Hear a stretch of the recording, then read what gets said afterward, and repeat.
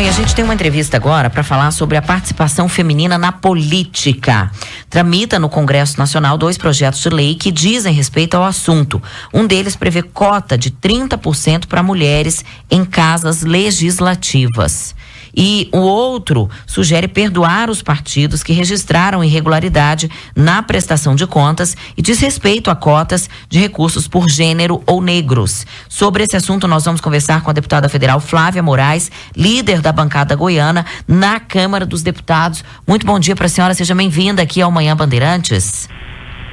Bom dia a todos os ouvintes, é um prazer poder estar aqui falando com vocês, Fred, Fernanda. E como é que a senhora avalia esses projetos? E como tem orientado a bancada goiana na votação? Bom, na verdade, são dois projetos importantes, né?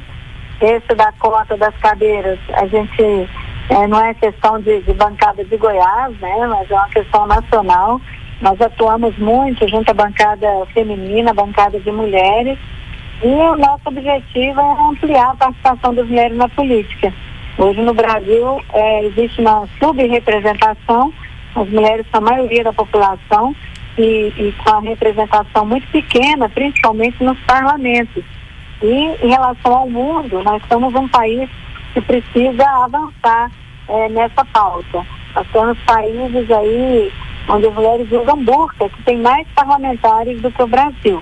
Nós temos avançado com a lei das cotas de candidatas, agora com o fundo eleitoral, que tem percentual obrigatório para as mulheres, mas acreditamos que essa cota de cadeiras, ela com certeza vai fortalecer, principalmente nas câmaras municipais e assembleias legislativas do nosso país, que ainda não tem nenhuma mulher como representante. Então nós temos aí várias câmaras municipais que não tem nenhuma vereadora, e assim também assembleias legislativas que não tem nenhuma deputada. Então a gente precisa melhorar essa realidade e através dessa lei, dessa PEC das cadeiras que nós estamos tentando votar, com certeza nós vamos avançar. Esse dado que a senhora trouxe é alarmante, porque a gente ter câmaras em que não há uma mulher sequer, assembleias sem nenhuma representante feminina, isso... A gente fala de uma população em que a maioria é mulher, somos a maioria dos eleitores também, mas parece que mulher não elege mulher, mulher não vota em mulher, porque se votássemos, éramos maioria. Como é que a cota pode incentivar, pode estimular? Garantindo a vaga de 15% para as mulheres, é o que está tratando o projeto agora. Então a gente vai garantir 1 ou 2 mulheres em todas as câmaras municipais do Brasil. Então isso aí dá com certeza um passo à frente. É claro que nós precisamos avançar para ter uma representação maior, mas não deixa de ser um impulso, né? Na verdade, muitas vezes os partidos reclamam, né? Principalmente em relação às candidaturas laranjas, aquelas candidatas que são colacadas de última hora, sem se prepararem, falando muitas vezes que as próprias mulheres não querem ser candidatas. Na verdade, nós precisamos trabalhar essa questão, até na cabeça das mulheres mesmo, né? Porque, infelizmente, nós tivemos um atraso histórico no Brasil em relação à participação das mulheres na política. É uma diferença de 400 anos depois que os homens tiveram direito a votar, para que as mulheres pudessem votar no Brasil. Então, você vê que foram 400 anos as mulheres assistindo os homens participando das eleições sem poder participar. Estando aí de fora, sempre achando que ali não era um lugar para elas. Então, é com o tempo que a gente vai mudando essa concepção, essa visão que muitas mulheres têm em relação à sua participação na política. Elas não se sentem parte ainda da política, mas isso está mudando. Hoje mesmo em Goiás nós temos a maior bancada proporcional de mulheres na Câmara Federal é de Goiás. Nós somos de 17 deputados, somos 6.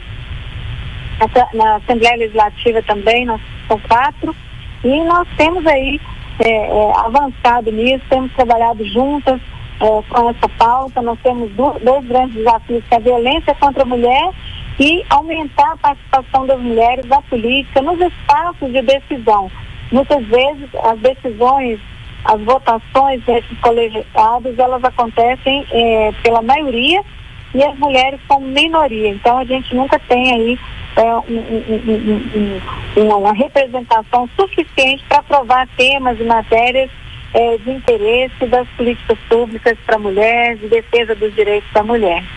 Isso é muito importante, isso que a senhora está citando. A senhora falou também da violência contra a mulher, a gente conversando diretamente com as nossas ouvintes mulheres agora. Qual é a importância de termos mulheres legislando? A importância é justamente essa, né? Garantir políticas públicas que possam entender que a mulher tem condições de estar em todos os espaços de decisão, que ela tem condição de estar liderando nas chefias da gestão do mercado de trabalho, nos órgãos, que essa mulher ela precisa de ter uma atenção especial, porque ela está acompanhando a vida ali dos filhos, da família, né? Então ela muitas vezes, a mulher vítima de violência, ela muitas vezes não tem como prover a sua própria família, ela acaba ficando dependente do provedor, por isso ela convive com a situação de violência, porque ela não tem como sair daquele ciclo, né? Então a gente tem assim muitas questões que envolvem a mulher, a questão da pensão alimentícia, a questão do direito ao trabalho, à saúde, ao estudo, né? Então a gente vê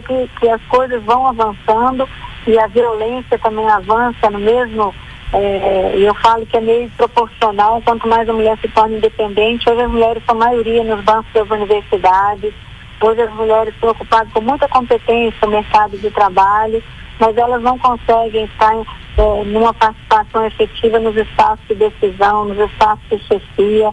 A questão salarial, que é desigual, elas ocupam a mesma função e ganham menos, e a gente sabe aí dos desafios para que a gente tenha aí uma condição de igualdade, a situação de igualdade em relação ao tratamento com a mulher.